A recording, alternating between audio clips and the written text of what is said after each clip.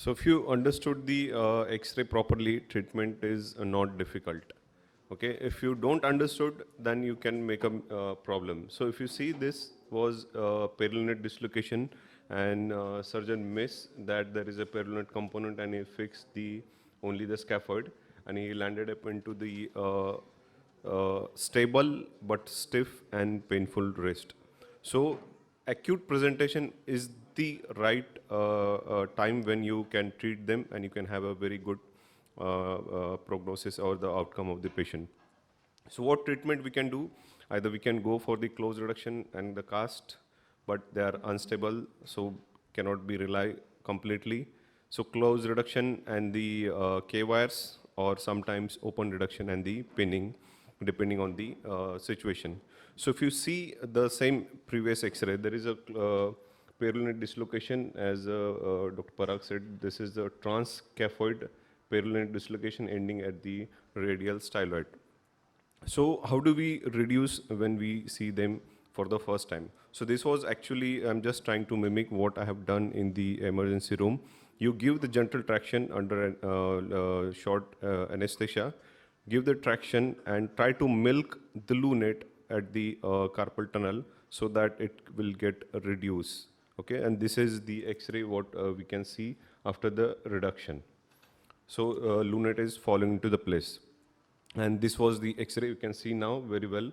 There is a scaphoid, trans-styloid, trans-scaphoid ending into the ulnar styloid. So this is a greater arc injury, and this is what we see after the X-ray. In the lateral also, there is a dorsal avulsion of the distal radius.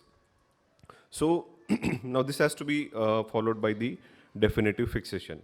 So what approach? Dorsal, volar, or combine? So approach depends on the X-ray, what we see. Mostly these are the, can be treated very well with the dorsal approach here.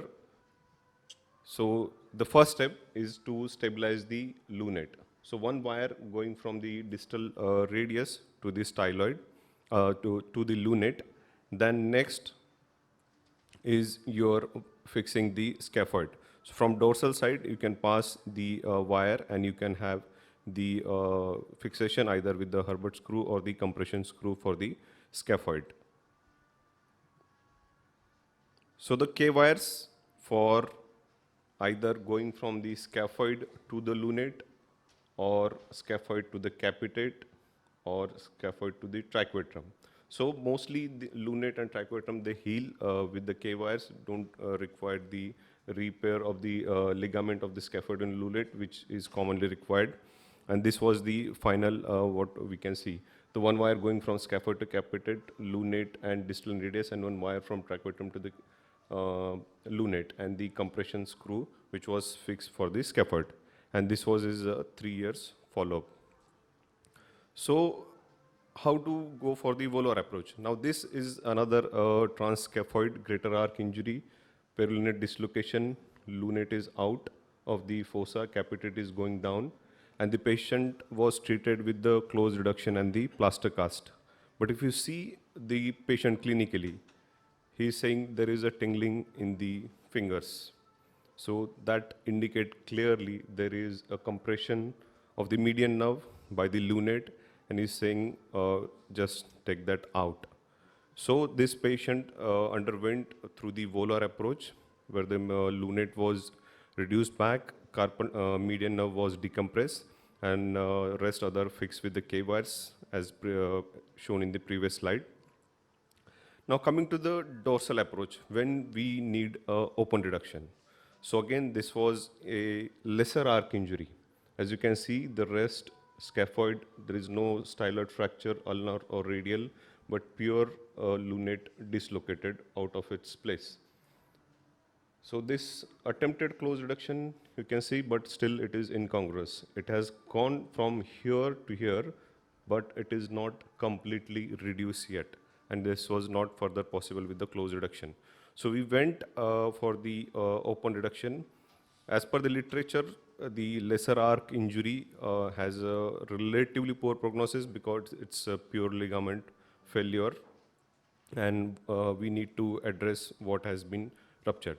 So open reduction with the dorsal approach, going between third and fourth extensor compartment. And you can see I'm using the dura elevator, which is relatively traumatic to the small carpal bones. But if you see closely, there are lots of cartilage, small bone of the small cartilage things are come out. So that need also to be addressed. Now this is reduced. So again, going with the definitive fixation with the K wires, and here that lunate was unstable. So it was fixed with the small anchor into the lunate, and rest others are fixed with the K wire. So this was the final outcome, one wire going from scaphoid to lunate, lunate to triquetrum, and the other wires are addressing those small cartilage which are taken out, and the suture anchor which is holding the scapholunate ligament. And this was the functional outcome 3 years follow-up. So sometimes combined approach is required, though rarely, but sometimes like delayed presentation. The last case Dr. Parag showed, the carpal has completely gone into the distal part of the forearm. But this patient, to start with, it was a polytrauma case with the open wound. So this again went with the reduction with the K wires and the external fixation for the distal and radius. And this was approached through both the side, and this was his function, relatively good function achieved. So to conclude, close reduction and K-wire is the key for the treatment when they present acutely.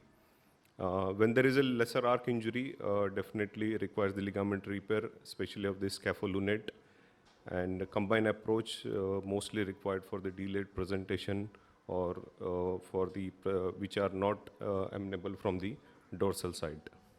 Thank you.